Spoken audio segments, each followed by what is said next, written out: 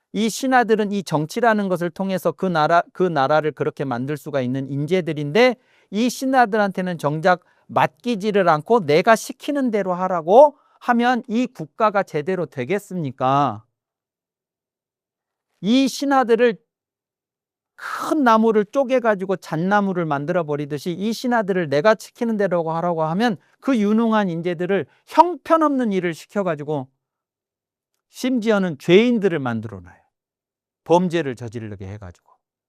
그래가지고 그 유능한 인재들을 이상한 인들을 시켜가지고 그 사람들이 전부 쓸모없는 범죄자들이 되게 만들어 놓으면 그러면 이 국가가 제대로 되겠습니까? 하는 이야기를 맹자가 하고 있는 장면입니다. 그래서 이 비유가 두 가지가 지금 들어있어서 실은 이제 그냥 글을 읽으시다 보면 이 양해왕하 9장이 무슨 내용을 이야기하는지가 잘 안 잡히실 수가 있어요. 안 잡히실 수가 있는데 아까 이제 그림으로 이런 표로 정리해 드린 것처럼 그 부분을 그렇게 이제 보시면 맹자가 무슨 얘기를 지금 이런 비유들을 통해서 무슨 얘기를 하려고 한다 하는 것이 좀 이해가 되실 것입니다. 그래서 이것은 한번 다른 것도 마찬가지지만 복습을 하실 필요가 더 있다 하는 말씀을 드리겠습니다. 이번 시간은 이것으로 마치겠습니다. 감사합니다.